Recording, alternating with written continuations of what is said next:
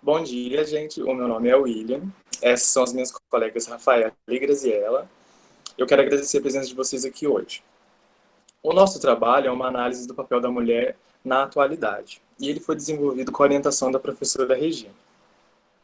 Com vocês, A Redenção em Malévola, uma reflexão acerca das transformações no papel feminino na adaptação do clássico conto dos irmãos Grimm. Pode passar outra coisa slide, por favor. O filme Malévola, que foi lançado em 2014 e produzido pela Walt Disney Pixar, é uma adaptação do conto Rosiclé, A Bela Adormecida no Bosque, dos irmãos Grimm, que foi lançado em 1812. É nítido que eles foram lançados em períodos bem diferentes, e toda adaptação é influenciada por fatores exclusivos da sua época de criação. E com o filme Malévola não foi diferente. Ele apresenta pontos importantes que precisam ser destacados, que aconteceram de forma diferente em relação ao seu texto-fonte. Ele nos permite conhecer e entender o background até então inexistente que foi responsável pela transformação da personagem Malévola, de fada adorável a terrível vilã, e depois da redentora e protagonista. Troca o slide, por favor. Isso. Contextualizando, a representação da mulher no conto e no filme são bem diferentes. Talvez essas mudanças tenham sido influenciadas pela evolução do papel feminino na atualidade. Por quê? Porque no conto é apresentados os estereótipos tradicionais de contos de fadas, onde a mulher é um ser inferior, conivente, frágil, e no filme não acontece da mesma forma. Ele nos leva a uma reflexão sobre tais estereótipos. Pode trocar o slide, por favor. E quais foram nossos objetivos com esse estudo? Como objetivo geral foi analisar a transformação do papel feminino da personagem Malévola, e como objetivos específicos foram identificar como se deu o processo de redenção da vilã e compreender a ressignificação do conceito de amor verdadeiro.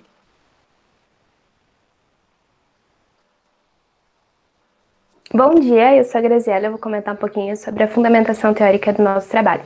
Nós utilizamos os estudos de Todorov, que traz a definição do gênero maravilhoso, que seria todo esse contato com o mundo fantástico, né? Essa admissão de uma nova natureza dentro dessas narrativas.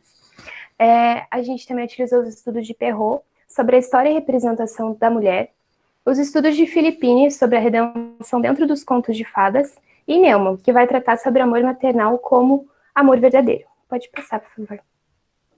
Bom, aqui nós temos uma comparação entre o conto e o filme. No conto, a gente tem Malévola, a vilã, que fica irada porque ela não é convidada para o batizado da Aurora, e por esse motivo ela joga um feitiço na Aurora, que em seu 16º aniversário ela vai espetar o dedo em uma roca de fiar e vai cair em sono profundo. Desse sono profundo, ela só vai acordar a partir do beijo de um amor verdadeiro, que no caso vai se dar pelo príncipe. Já no filme, a gente tem todo um background da Malévola, né? A gente entende o porquê ela é uma vilã, a gente entende o que fez ela passar a ser guiada pelas sombras. Antes ela era uma fada, protetora do reino dos Morts, né? Que novamente traz aí o gênero maravilhoso de Todorov. E a gente entende o porquê ela começou a se relacionar com as sombras. Ela foi mutilada, ela teve as suas asas cortadas e roubadas pelo Stefan. Ele fez isso em troca de sua coroação como rei. E a Malévola, ela fica irada quando isso acontece, né? Ela fica muito ferida. Então é a partir desse momento que ela se torna vilã. E é importante ressaltar que no filme a gente tem a visão através da Malévola. Então toda a narrativa é contada a partir da perspectiva da própria vilã. Pode passar, por favor. Obrigada. Então, sobre esse background, a gente trouxe uma citação de Perrault, no qual ela diz: a razão para a invisibilidade histórica das mulheres destaca-se pelo silêncio do relato, pois ele é denominado exclusivismo masculino. A história produzida é aquela idealizada pelos homens. Então, no conto, a gente tem uma narrativa toda contada por homens. Então, os homens imersos em seus contextos históricos culturais, e a gente percebe que a visão deles da mulher é tendo a mulher como submissa, como frágil, assim como o William comentou anteriormente com a gente. E já no filme, a gente tem essa visão por parte da Malévola, por parte da vilã, né? Ela é a protagonista do filme, então ela mesma conta a sua própria história. Pode passar, por favor. Bom, então, partindo mais para a premissa do beijo de amor verdadeiro, no conto, quem é responsável por esse beijo é o príncipe Philip. E a partir dessa premissa desse beijo verdadeiro, a gente percebe que a perspectiva de amor verdadeiro no conto é do amor carnal, e principalmente entre um homem e uma mulher, que era a visão do tipo de amor que existia naquela época, no contexto do conto, né?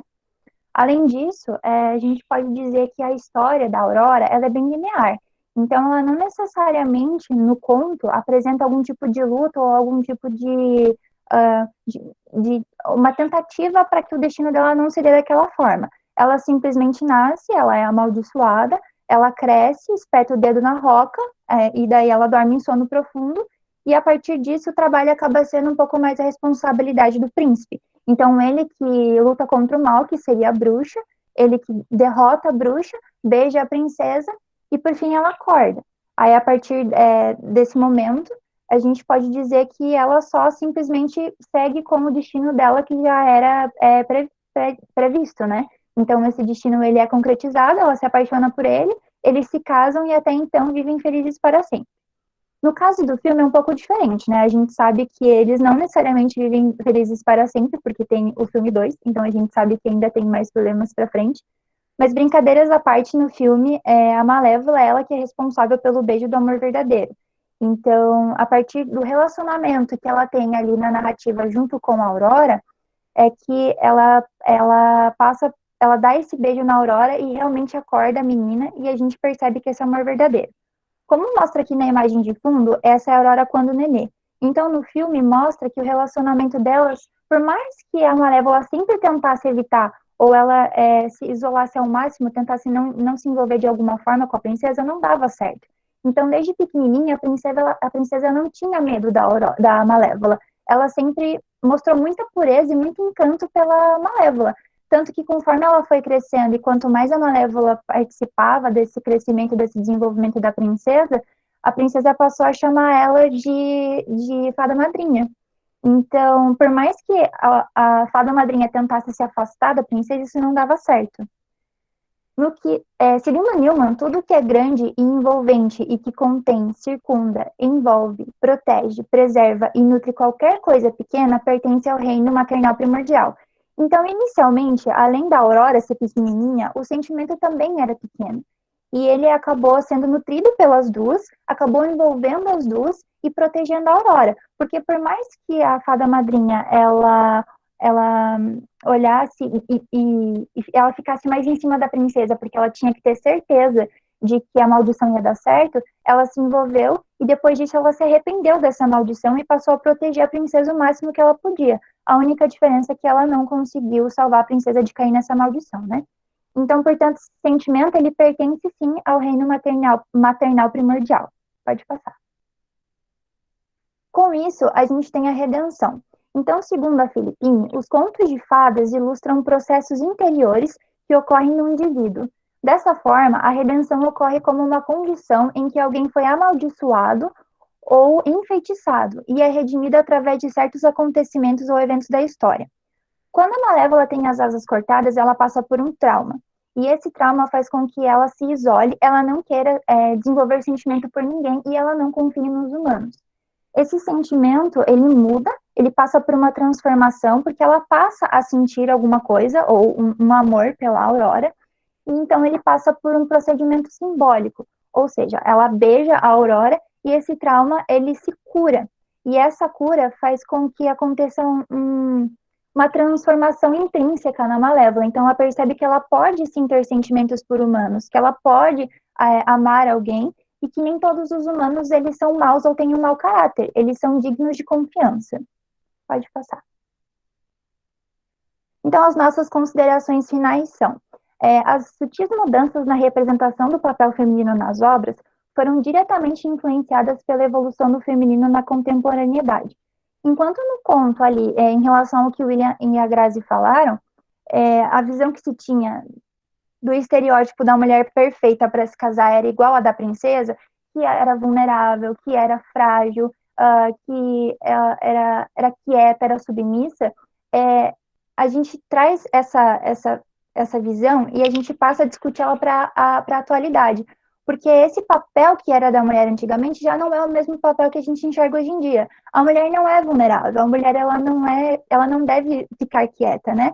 E isso é apresentado no filme, por exemplo, a partir do momento em que a Aurora e a Malévola se juntam para lutar contra o mal. Então, a Aurora recupera as asas da Malévola, e a Malévola, ela volta com seus poderes e com as suas asas, ela derrota o mal que se torna o Stefan.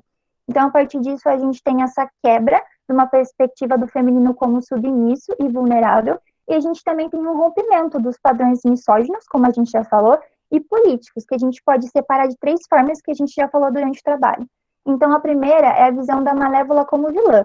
Ela é vilã por quê? Porque ela foi contra o Stefan, ela é vilã porque ela não aceitou, ela foi no batizado da menina, ela amaldiçoou do mesmo jeito, ela se sentiu traída porque ela demonstrou que ela tinha sentimentos, ela demonstrou que ela tinha raiva, ira, enfim, entre outros. Ela também é guerreira, porque assim como nós mulheres, a gente levanta todos os dias, a gente lida com os nossos problemas, ela foi lá e lutou contra o mal, lidou com os problemas dela. E, por fim, a gente também tem a visão que corrobora com a teoria de Perrault, em que a mulher, ela passa a ter a voz, então ela passa a ser a narradora da sua própria história. Então, a Malévola, ela é uma personagem feminina que tem a história dela mesma, a perspectiva dela, ela é a protagonizadora, né, protagonista, desculpa, da história. E, inclusive, o filme é dirigido por uma mulher. Então, na época, a Angelina Jolie sentou com a diretora e elas discutiram como a história ela funcionaria para que a perspectiva da Malévola fosse apresentada e como elas trabalhariam esse lugar da mulher. E a gente sabe que, na verdade, é onde ela quiser, né? Então, eu acho que é isso. Pode passar. Essas são as nossas referências. E pode passar.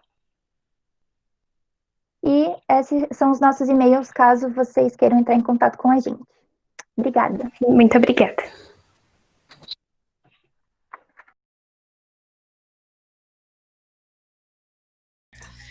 Bom, eu gostaria de falar alguma coisa.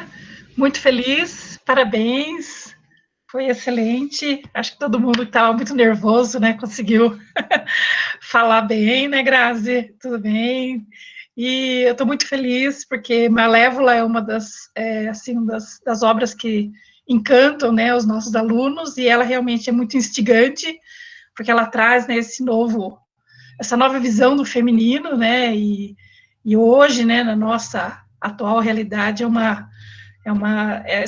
um tema que a gente precisa sempre estar rememorando e reconversando, né? Então, eu fiquei muito feliz quando eles escolheram o tema do trabalho, muito feliz com a pesquisa, foram extremamente dedicados, como todos os outros, né, que vão apresentar ainda. Então, eu fico muito contente e acho que a gente precisa de mais discussões como essas, né? Tá? Muito legal, obrigada, e espero que alguém aí também, se alguém quiser fazer alguma pergunta, né? Obrigada. Um comentário, né? Aqui, ó. A Malévola? Se foi a primeira escolha. Então, prof, sim, para mim foi a primeira escolha. Para mim foi. Para o William, não, ele tinha outros temas em mente, mas para mim foi. Por que Malévola? Então, a ideia desse trabalho surgiu a partir da leitura de uma reportagem.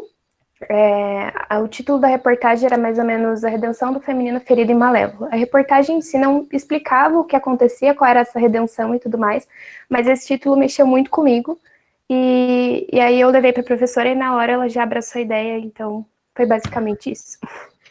Com certeza, né? Malévola sempre, né? Sempre, né, prof? Sempre. Fala, Fala, William, por William. favor. No começo, a minha ideia era fazer sobre... Eu pensei no Edward Mão de Tesoura e também na Miss Peregrine, do Lar das Crianças Peculiares. Mas, como eu não queria fazer sozinho, eu acabei aceitando a ideia de Malévola para poder fazer em grupo, né? O que dizer, né, William? Pois é. Obrigada Rafaela. pelos comentários, gente. Gente, é que eu cheguei de paraquedas, né? A professora sabe bem que eu cheguei de paraquedas no grupo de pesquisa, e daí eu vi a Grazi e o William lá, falei, eu vou fazer, né? E daí depois que eu vi o tema, eu fiquei, que legal a gente fazer um trabalho ali sobre o lugar da mulher mesmo na sociedade, achei bem bacana. Mas foi basicamente isso, cheguei de paraquedas, olhei o grupo e falei, vou ver se eles me adotam. A gente adota paraquedista. Eu acho que fica mais difícil tendo no grupo, porque eu sou um pouquinho chata. Então, acho que ele sozinho talvez fosse mais tranquilo.